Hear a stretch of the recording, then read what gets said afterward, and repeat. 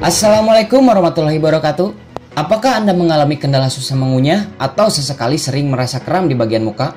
Atau bahkan pada saat melihat wajah Anda di cermin seperti melorot atau turun sebelah? Oke, di kesempatan kali ini Herbal TV akan berbagi informasi mengenai Bell's palsy.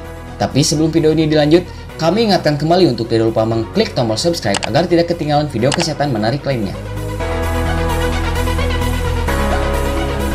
Bell's palsy adalah kelumpuhan atau kelemahan pada salah satu sisi otot di wajah yang bersifat sementara. Kondisi ini menyebabkan salah satu sisi dari wajah akan terlihat melorot. Meski belum diketahui penyebab pastinya, Bell's palsy lebih umum terjadi pada wanita hamil, penderita diabetes, dan HIV.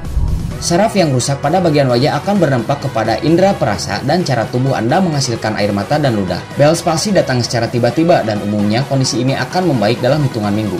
Meski bukan tergolong penyakit baru, masih banyak orang yang belum memahami salah satu penyakit saraf Bell's palsy ini. Penyakit ini dapat menyebabkan kelumpuhan di bagian wajah. Seringkali keluhan yang datang dianggap bagian dari stroke ringan karena sama-sama bersifat mendadak. Namun kurangnya pemahaman masyarakat tentang penyakit ini membuat rumor seputar Bell's palsy terus berkembang. Banyak yang salah mengartikan gejala antara keduanya. Padahal perbedaan antara Bell's palsy dan stroke ringan ternyata sangat jauh, termasuk gejala dan pengobatannya. Dokter spesialis saraf Rumah Sakit Pertamina Balikpapan, RSPB, Pak Rudi Kimindro mengungkapkan, jika Bell's palsy menyerap saraf tepi, lain halnya dengan stroke yang menyerap saraf utama.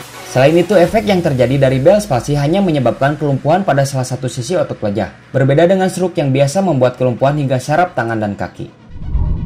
Bell's palsy merupakan kelainan yang terjadi di saraf nomor 7 tepi. Saraf tepi sendiri berada di telinga hingga dahi, mata, dan bibir. Sarafnya seperti kipas dan mengelilingi daerah itu.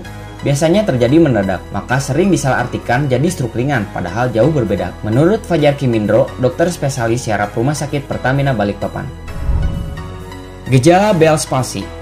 Bell's palsy memiliki gejala yang berbeda-beda pada sebagian orang. Kelumpuhan yang terjadi pada salah satu sisi wajah bisa dijelaskan sebagai kelumpuhan sebagian, atau kelemahan otot ringan, atau sebagai kelumpuhan total, yaitu tidak ada gerakan sama sekali. Mulut serta kelopak mata juga akan terpengaruh akibat Bell's palsy. Kedua bagian ini akan sulit untuk dibuka dan ditutup.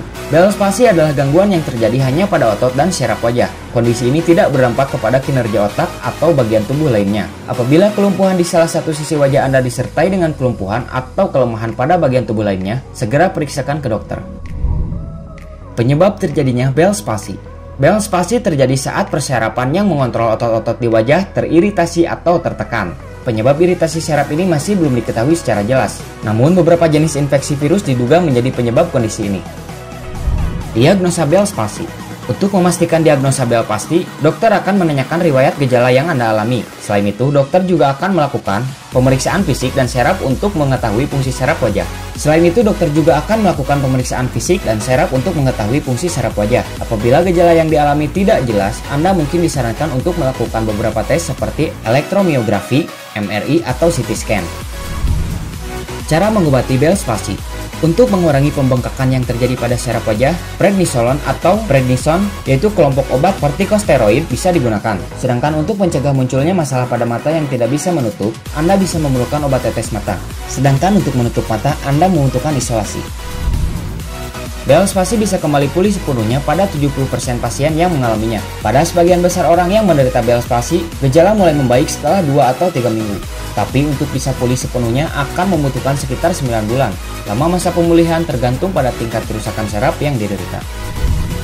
Komplikasi Bell's palsy. Berikut ini adalah beberapa komplikasi yang mungkin terjadi akibat Bell's palsy.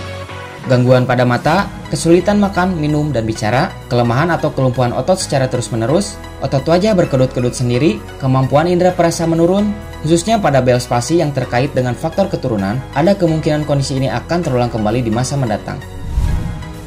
Oke, mungkin cukup sekian informasi mengenai Bell's palsy. Bagaimana menurut kalian? Apakah kalian pernah mengalami beberapa hal tersebut? Sebaiknya segera periksakan ke dokter karena mencegah lebih baik daripada mengobati.